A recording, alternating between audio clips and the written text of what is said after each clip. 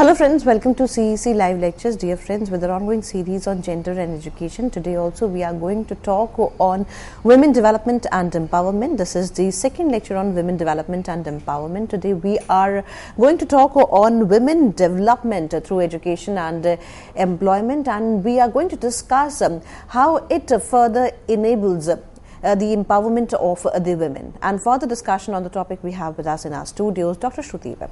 Dr. Shruti Webb is Assistant Professor in Department of History, PGDAV Evening College, University of Delhi. Dr. Webb's immense experience and her contribution in the field of academics will definitely help us out in understanding and explaining us the topic in detail. So let's welcome our guest, Dr. Shruti Webb, and let's carry forward the lecture. Hello ma'am, welcome to the lecture. Hello Geetika. Thanks a lot for giving me this opportunity to be on this platform and share my views with the audience. As we were discussing various issues related to empowerment, in the last lecture I had not only defined empowerment but also what are the essential elements to getting empowered. So continuing our discussion forward, today the focus of discussion would be on education as well as work related issues and how internationally this has been taken care of, and a number of international agencies have carved out special policies and programs. But before we discuss all those policies and programs with a historical perspective to the whole issue of women empowerment, I would briefly be discussing as to what is the interrelationship between education and women's work and how ultimately this leads to empowerment. So if we talk about development of women, this not only incorporates education or imparting literacy, because education on its own is not going to really bring about any positive change unless and until that gets translated into employment opportunities, because only through employment that the feeling of being independent and self-reliant reliance can come. And from here only the change processes, which can begin like a chain reaction, can start. So therefore education through work not only results in some kind of an improvement of capability, but also it enhances the financial independence of women. Then also any kind of work or employment provides a platform for further improvement in a woman's life. Then also education can act as a tool through work which results in good change either personally, personality wise or socially. So therefore whether we talk about the individual aspect or we talk about the social aspect, the change and progress can definitely come through education as well as employment. Then it not only results in an overall improvement but also a positive outcome for the society and family at large. As a detailed study and research that was conducted by the famous economist Amartya Sen and Jean Dries has shown that how even education till the level of primary level brings about lot of improvement in the way a woman conducts her family life, takes care of the health and hygiene of the infants, and in fact the infant mortality rate remarkably goes down if the mother is even educated till primary level. So therefore it is without doubt that one can say that the importance of education is not only for employment but the overall well-being and fitness and a balanced growth both for the family as well as society at large. Then also education and work both can be described as important interventions in the life improvement strategies that can be adopted for women. and education as a medium is transmitted into action through work. So therefore, work is one of the most important, or employment is one of the most important trajectory that one must take care of when one is talking about empowering women, because education or amassing degrees one after another, if do not get translated into work or employment opportunities, can hardly be of any use and really cannot bring about the kind of value addition that the whole policy framework is looking at. So having discussed these important linkages that exist or must exist between a woman's education, work and empowerment, now we gradually move on to the whole issue of what were the events that promoted women empowerment, because the issue of empowerment started at the international level first, and we must look at all those initiatives and strategies that were taken up at the global level and how gradually these got translated into national policies and planning frameworks, particularly with reference to the developing countries like India, Sri Lanka, Bangladesh, etc.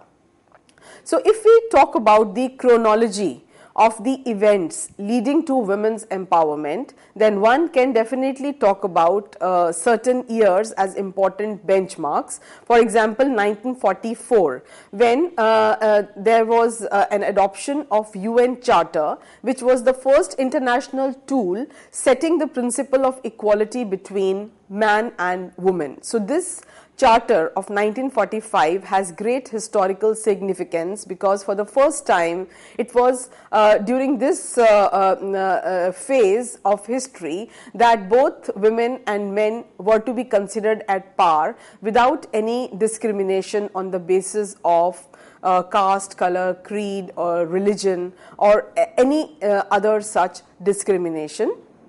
Then another important achievement was made in year 1946, when there was establishment of a commission on status of women. This again was an important event and an important landmark in the history of empowerment of women, because unless and until the status of women could be measured and researched, no positive inputs could be made. So therefore, in order to deal with the situation in a far more practical way rather than only as part of a rhetoric for change, this was considered as very important. And as part of status, there were various parameters that were talked about and fixed. For example, the kind of finances a woman was capable of handling on her own, or the resources that she was able to channelize or mobilize as her own, and also the way she was participating in the decision making processes both in the family as well as at the workplace, in the society at large, and so many other parameters.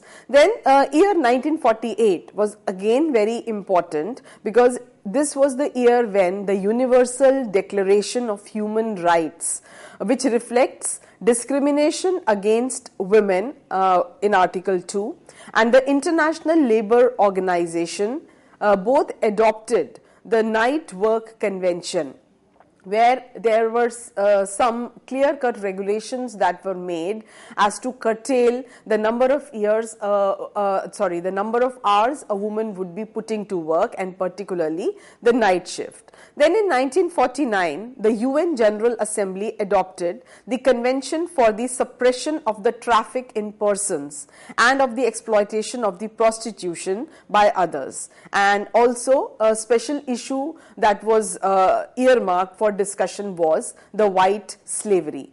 So therefore, again a very important cause that is very central to the whole issue of gender equality, that is sexual discrimination and exploitation. This issue was raised in 1949 in the UN General Assembly, and some very important contributions can be ascribed to this particular assembly. Then in 1951, ILO, that is International Labour Organization, adopted the equal remuneration for men and women workers for work of equal value. So as early as 1951, the developed countries, the Western world, had adopted this principle, that is equal pay for equal work, but sadly this has still not been implemented in many of the developing countries, and women continue to be paid much lesser for the amount of work that they are doing, which is at par with men. Then in 1952, the adoption of the International Convention on the Political Rights of Women. So gradually now we see that there was a shift from an insistence on equal social and economic rights to a far more wider perspective, and that was the issue of political rights. And a number of countries adopted this, they ratified their constitution, and henceforth women were to be given right to vote in all those countries where they still had been devoid of this right. Here again I would like to point out that how our constitution, how India had been an exception, and right from 1947 onwards, with the beginning of independence and with the adoption of a free constitution, this right at the onset was given to both men and women, whereas there were many countries in the developed world where this discrepancy, the political discrepancy between men and women, had continued. Then 1955 was again important because it elaborated Maternity Protection Convention. So therefore, the special role of bearers of children and also nurturers of children and family was taken care of by the Western society, and special rights and privileges were given to women in order to meet with the demands of the reproductive age of women, and also to facilitate both childbearing as well as child rearing. Here again a lot of discrepancy exists between the way conditions are handed out, or the way some rights and privileges are handed out to women in the developed world and the developing world, and there is a lot of scope and need for improvement in the developing countries in order to consider the special role, the reproductive capacity of women, and how they need far more greater privileges than have been offered to them so far. Then another important development was in 1957, that is the Convention on the Nationality of Married Women, which again was an important step in order to deal with the issues of patriarchal control and patriarchal norms and values in a family and a society. Then by 1958, Discrimination Convention, which spoke at length about the employment and occupation rights of women, and how the specific discrepancies that existed due to specific subjects being handed out to the female girl students right from the schooling onwards were taken care of, and some kind of a balancing act was considered as important in order to make more and more female students exposed to the STEM subjects, the science and mathematics related subjects. So some kind of a gender gap could be bridged between the male employment patterns and the female employment patterns. Then year 1960 was important because UNESCO's Convention Against Discrimination in Education, it started equal opportunities for girls and women. This again was a corollary to the earlier initiative of exposing the girl child to newer, different and technical subjects, so that the discrimination in education that had continued so far could be taken care of. Then year 1962 was also important for Convention on the Political Rights of Women, which obliged the members to ensure voting rights for women and their representation in public organizations on equal basis with men. So again, there were many countries which still had been left behind in incorporating the principle of equal political rights for both men and women. So this convention was specifically pointing out to those countries and kind of promoting the cause of political equality of women, so that both could participate in running of the governments and also to do justice to the sex that had been discriminated against so far.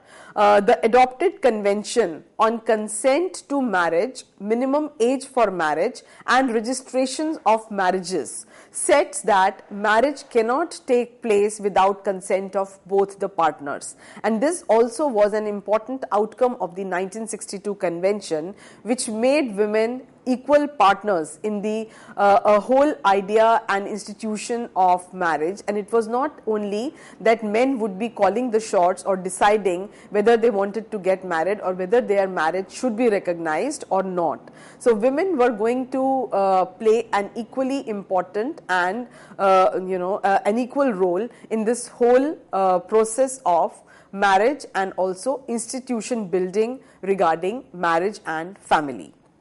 The year 1964 was important for the convention concerning equality and of treatment of nationals and non-nationals in social security network. So therefore, social security network was broadened to include women belonging to even the non-national category, which again was a welcome move. Then year 1965 was important because of UN recommendations on consent to marriage, then the minimum age for marriage as well as registration for marriages.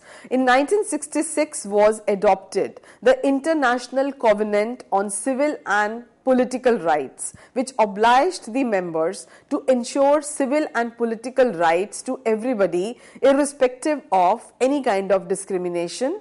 And all since 1995, most of the countries that ratified this covenant were offered to present information about facts affecting equal rights to women under each article. So therefore, there was some kind of accountability that was coming in the whole system, and the principle of empowerment was to be could only be established if this accountability was taken care of, where all those countries who had signed the covenant of 1966 would come forward with the facts and figures and would also kind of highlight the shortcomings when they would be sharing their data, so that in near future both short as well as long term policies and programs could be chalked out, where whatever gaps had remained could be bridged. So with this kind of a practical approach, most of the countries were made accountable for their for the shortcomings and for all the gaps that continue to exist even after 2 to 3 decades of signing the covenant in 1966. Then there was also an adoption of an optional protocol to the International Covenant on Civil and Political Rights. So therefore, internationalism not only incorporated the political ideas or the economic ideas, rather the civic values, civic ideas, and the whole idea of equality, sexual equality was made part of this strategy of internationalism, and true globalization could be achieved only through these kind of benchmarks. Then there was an adoption of International Covenant on Economic, Social, cultural rights as well, which spelled out not only the working conditions, social security, proper living standards, but also the physical and mental health, education, and ultimately employment. So the emphasis on the overall growth and overall progress of society incorporated all these various parameters, and special mention must be made here of employment, because so far women's education had gained importance, their equal political rights had gained importance, but their work rights and employment opportunities had still remained somewhere in the background. But now there was more and more emphatic call for right to work and right to work on one's own terms, with a lot more privileges being given in order to facilitate childbearing and rearing activities. So all these changes which came about from 1960s onwards were going to have a lot of positive influence on the policy making, not only in the developed countries but also in the developing world. So therefore, the Employment Policy Convention entered into force, or it came to be adopted as an important practice. So having adopted the optional protocol to the International Covenant on both political as well as economic rights, the next major change that came about in 1967 was the UN General Assembly, when it adopted the Declaration on the Elimination of All Forms of Discrimination Against Women. So this again was a revision of already adopted policies and ratification of so many programs that had taken place earlier. But because there were still gaps and the discrimination still continued, it was considered as crucial to declare this once again from the platform of UN General Assembly. So therefore, it came about in 1967, and in 1972, UN General Assembly proclaimed the year 1975 as the International Year of Women. Now, this particular declaration had far greater implications on India, when from 1975 to 1985 was also declared as the National Decade for Women, and a number of positive changes were initiated by the government in India in order to bring about greater transparency and a bridging of the gaps between the males and the females. Then from 1974 onwards, there was an increasing discussion on the protection of women and children in emergency and armed conflicts, because so many armed conflicts were going on, and the Indonesian war as well as the Cold War in the past had taken its toll on women and children, and the Middle Eastern crisis, which refused to give away, made it imperative to highlight the special discrepancies that both children as well as women were facing in cases of armed conflict, and how they were far more vulnerable and susceptible to violence and death. So this again was a very important realization which set the tone for change from 1974 onwards. And in 1975, the first World Action Plan came into being in Mexico. The UN General Assembly proclaimed the decade of 1976 to 1985 as the Women's Decade, which again, as I just said, had far greater implications on policy and planning in India as well, particularly with reference to rights of women, and also the duties of the nation, duties of the governments, duties of the state governments as well as central governments towards women. 1976 became important as the UN General Assembly approved a decision to establish the International Research and Training Institute for Advancement of Women, which is known as UN INSTRAW. The most important objective of UN INSTRAW was to study the ways as to how to monitor and evaluate the impacts of programs as well as projects for women involvement in developing activities. So now this was a major change that came about from 1976, that is from WID to WAD. So the earlier approach of women in development was gradually giving way to women and development, where no development could be perceived of or taken care of or could be implemented without taking into consideration the special requirements of 50% of the population. Then the UN General Assembly created the UN Voluntary Fund for the International Research and Training Institute for the Advancement of Women, and later on this was transformed into the UN Women Fund for Development. This was also a major change that came about, where it was considered as imperative to create a special fund which would only be used for a number of projects related to women, and also for implementing the policies and programs that had already been put in place, but due to shortage of funds or due to some other technical or bureaucratic reasons, these could not take off. So therefore, again, the whole idea and the whole understanding was on giving a practical angle to the whole issue of women empowerment.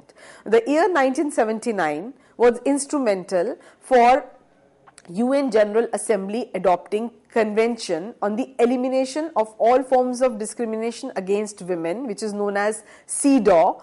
This was in fact a first international bill on women's rights and on abolishing of any kind of exclusion or restriction on the basis of sex, which has the effect of nullifying or impairing or curbing the human rights and the fundamental freedoms in all the fields. So again, equality and freedom of women was made both justiciable as well as accountable on the part of the governments world over from 1979 onwards. And the year 1980 was important because the UN Second World Conference for Women was held in Copenhagen, and the action program that was adopted for rest of the decade contained some very practical suggestions as well as clear-cut policies that were earmarked in order to implement what had still remained unimplemented, and also to bridge the gaps that continue to exist both at the level of education as well as employment. Then UN in straw soon became an autonomous body within the UN, and once it became autonomous, it also became far more radical and powerful, and it started picking up the grey areas in various countries, and also started devising strategies, ways and means in order to deal with those grey areas. So having discussed all the initiatives till 1980s, I shall now take a short break and then soon resume with rest of the years and how they were important in bringing about a change both at the international as well as the national level. Thank you. With this note, thank you, ma'am. Thank you so very much for giving us this productive session. And friends, we will be back after a short break and would be discussing more. Thank you.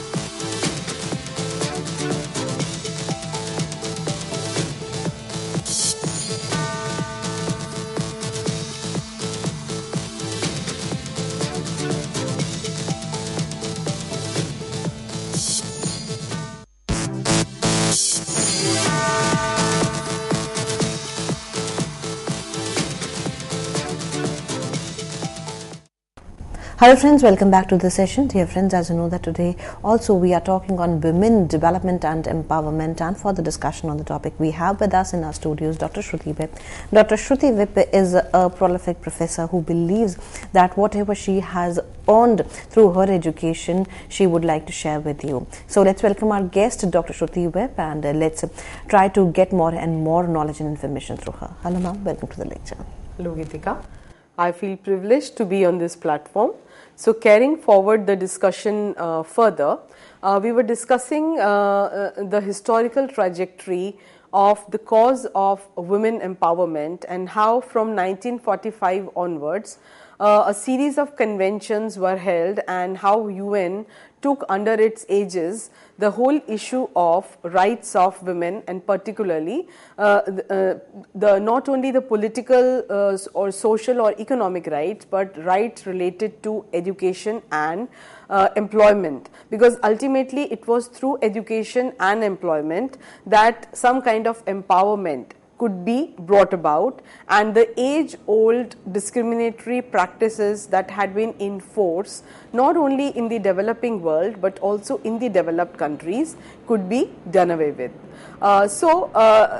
In that background, the year 1982 again was important, because this was the ILO convention which discussed in detail equal opportunities, the cause of equal opportunities and equal treatment for women and men workers. Workers with family responsibilities also came into force, and how the whole issue of maternity relief again took a center stage, because when there were female workers, then the special mention had to be made of their childbearing and rearing activities, and some kind of reprieve and some kind of benefit had to be given to them so that they could fulfill these functions peacefully and also maintain good health.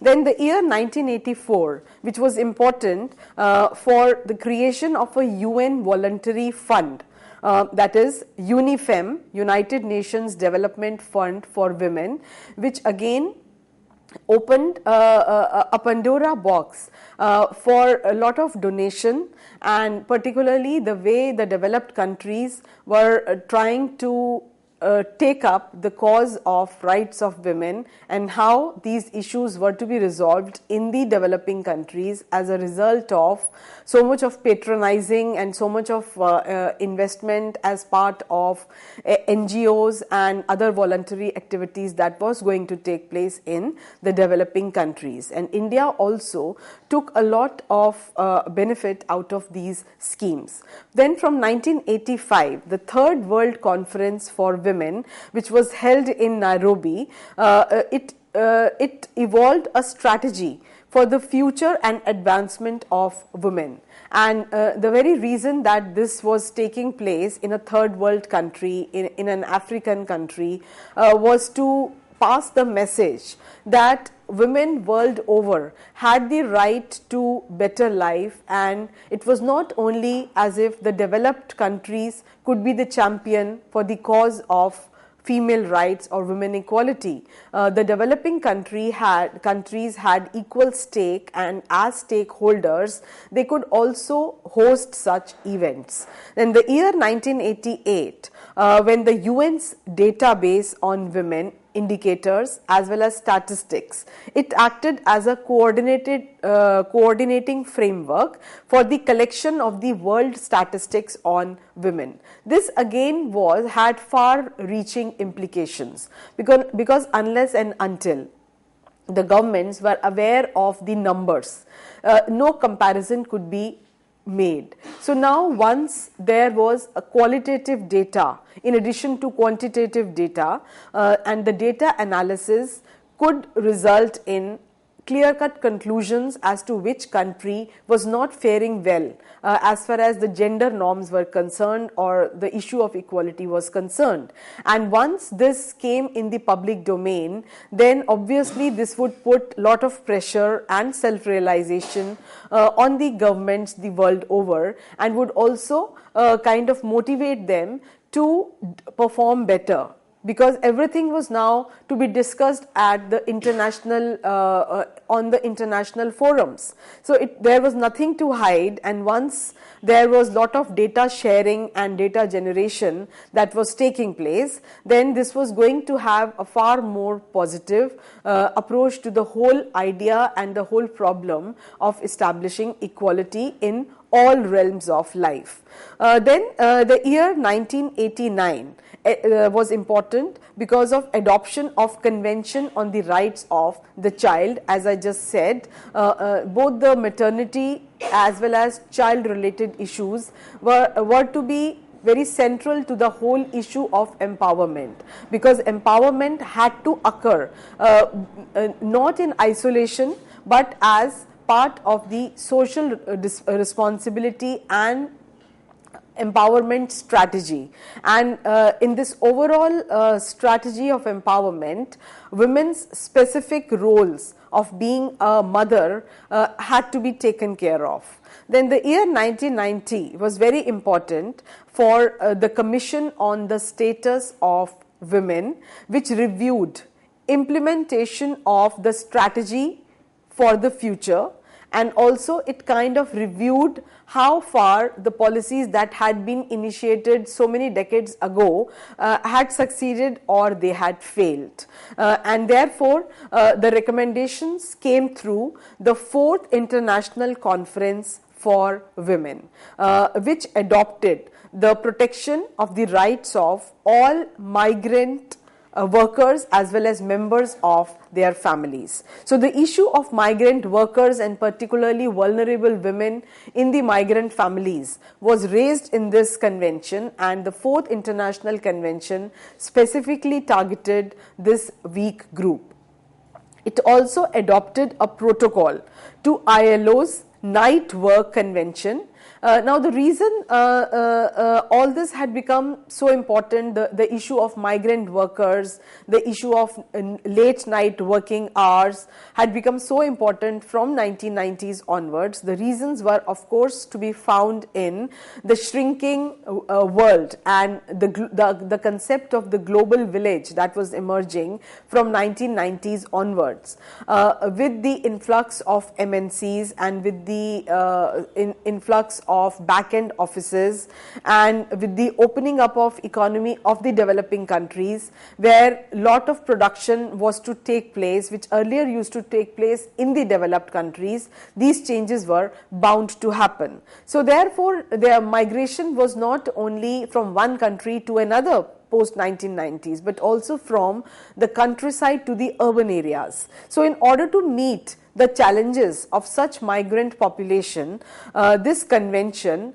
ratified a number of decisions that had been taken earlier, and also earmarked a few more important policy benchmarks. Then the year 1991, UN issued publication of Women of the World, Tendencies and Statistics. This again was a beautiful document which came out in 1991, which had very valid points that were discussed, and the kind of statistical analysis that this report carried with it was an eye-opener in itself. So it highlighted that the issue of inequality was, though it was rampant world over, but it was to be found much more in the developing countries, and therefore it also highlighted how it was the duty of the international bodies and organizations to devise ways and means and to strategize and to work in partnership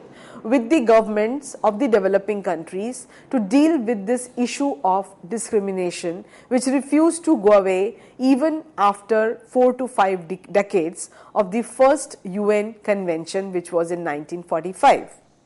So therefore, the UN Conference on Environment and Development, which was held in Rio de Janeiro, came as a far more holistic policy and also program initiator, because the issue of environment as well as development both were considered on the same page. So they were both considered on the same platform, because the way women were impacted as a result of changing environment, as a result of pollution, as a result of declining water table, and the long distances that they had to cover, particularly in the arid and semi-arid areas. For example, in a number of areas of India, it is the duty of women to carry potable water on their heads.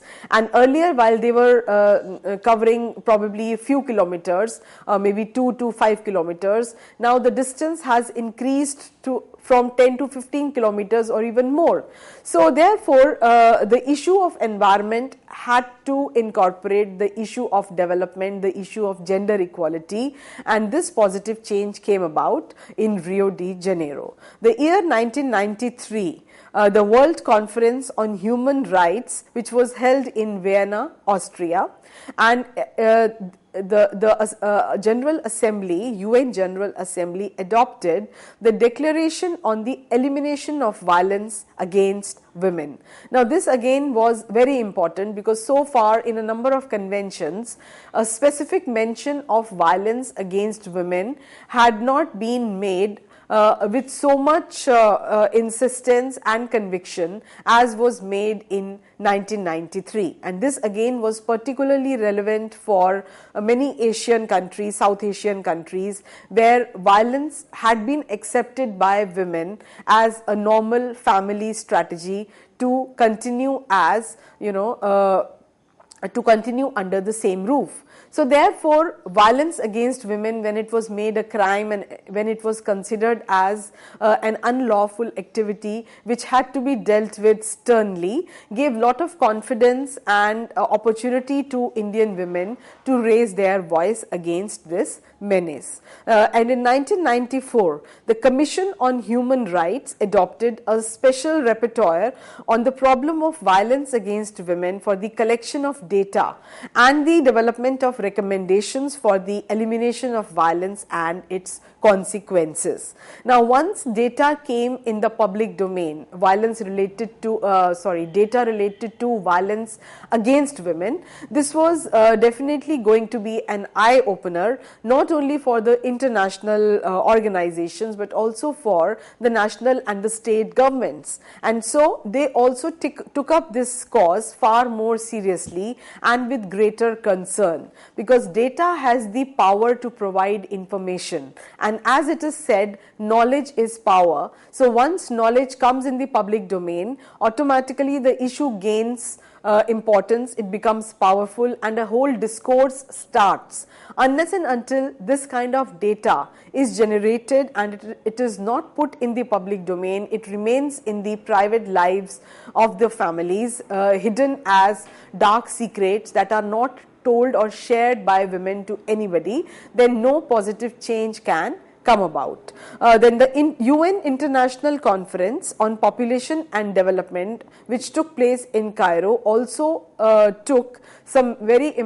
highlighted some very important strategies, particularly with reference to the developing countries. The year 1995 was very significant because the 4th World Conference on Women, which was held in Beijing, China, it adopted the Beijing Declaration and an action platform.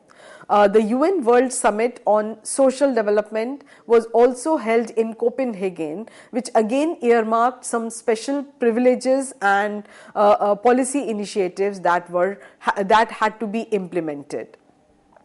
It issued the second publication, that is Women of the World, Tendencies and Statistics. So as you see, from 1990s onwards, there was a lot of emphasis on statistics, and these statistics were kind of highlighted time and again as important policy initiators, and also unless and until there was a quantitative data to back qualitative analysis, no holistic discussion could take place.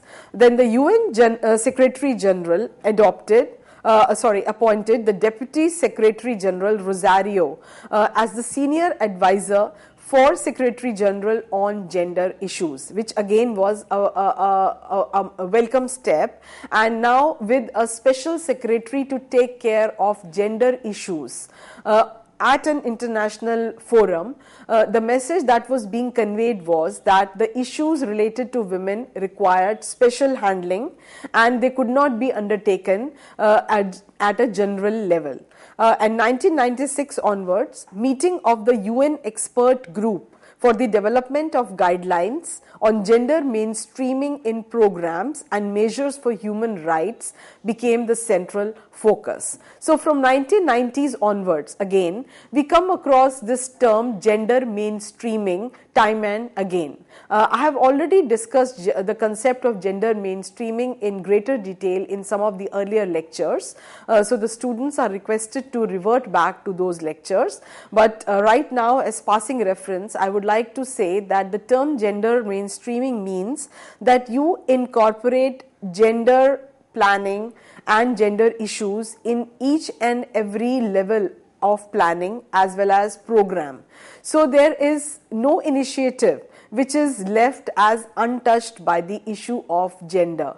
And the term mainstreaming means that you bring it to the center stage, and you do not you do not limit the issue of gender only to some aspects, for example, maybe education or maybe employment, but right from the ABCD of planning till XYZ, all the arenas are incorporating the issue of gender sensitivity, and gender mainstreaming becomes the cornerstone of strategizing national growth.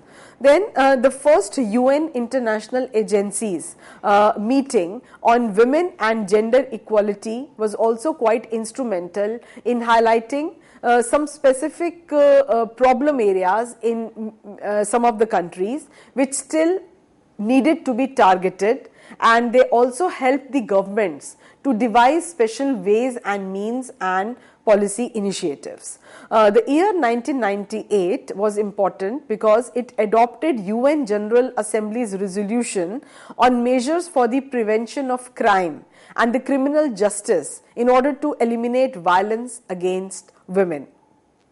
1999 adopted optional protocol to the Convention on the Elimination of All Forms of Discrimination, and ILO adopted Covenant of the Worst Forms of Child Labor. So therefore, the issue of child labor was further added to the whole issue of gender mainstreaming, and this again was a rampant problem in the developing countries and in the underdeveloped countries, where due to poverty, child labor continued to persist despite special norms that had been laid down in 1960s itself. And though it is criminal and it is punishable by law, the menace still continues in India as well. The year 2000 was important because the UN Commission on Human Rights adopted the resolution on land ownership for the first time.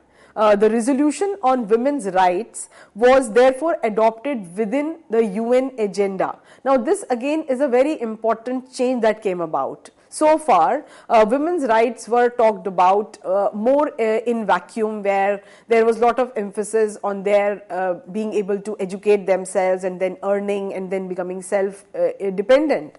But no one so far had taken up the cause of land ownership rights, that why only men should inherit land and why women should not have land ownership in their names. So this basically challenged the patriarchal setup of and the male dominated setup of various societies, especially in the developing countries, and this was definitely a far more challenging and a radical move than many of the earlier such initiatives. So the UN General Assembly's resolution approved the Millennium Declaration, that is, which obliged the governments to advance gender equity as an effective way for the eradication of poverty, famine and diseases. So now this again was a new kind of strategy that was being devised. Earlier, gender issues were considered as important only to eradicate the inequalities and to bring about some kind of equitable society. But now it was realized that gender discrimination not only resulted in unequal society, it also resulted in poverty. It also resulted in landlessness. It also resulted in declining per capita income. It also resulted in a number of sectors of the economy not developing the way they could have developed if 50% of the population was also contributing in a far more active and equal way as was being done by the other half. So therefore, diseases, malnutrition, health issues, all these were made part and parcel of the gender issues, and again the whole economics of poverty and the falling per capita income in the poor countries came to be related to gender issues, which was a welcome move. Then the UN General Assembly adopted the optional protocol again to the Convention on the Rights of Child, and also special mention was made to child trafficking, child prostitution and child pornography. And in Beijing, the issue of equality between both the sexes and the improvement of women's status was given special mention.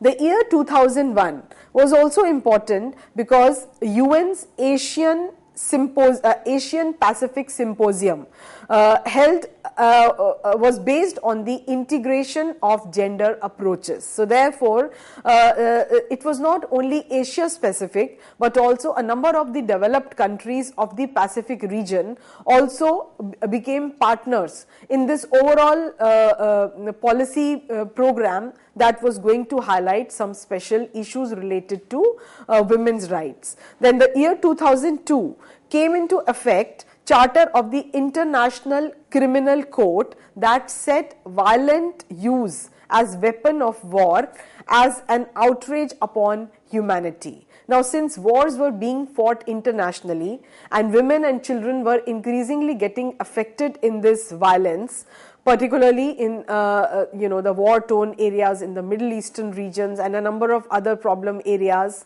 it was considered very important that to deal with this issue on an international level and to make this as criminal and also justiciable in an international court.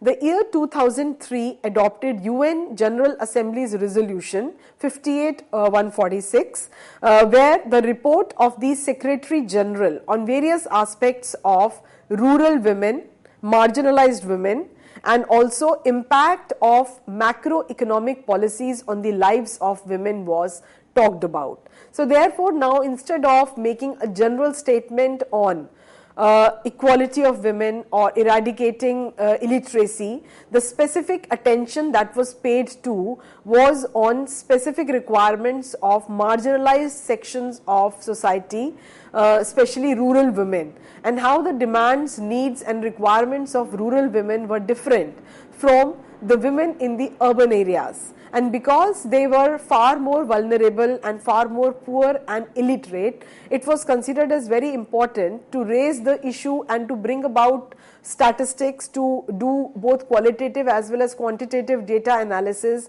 and then to deal with the problem in the similar way as had been done earlier for the general category of women.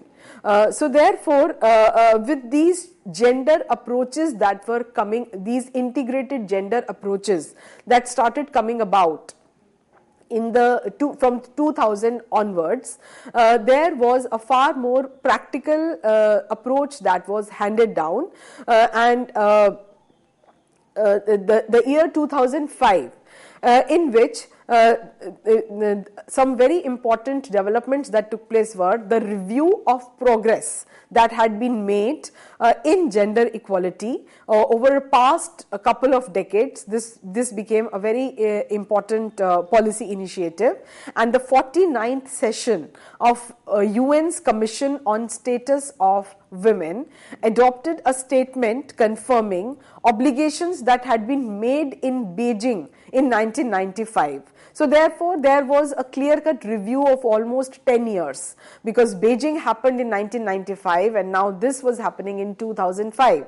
So the governments had to show a lot of accountability, and they had to discuss at the international level as to what all they had achieved in these 10 years and where they had fallen short.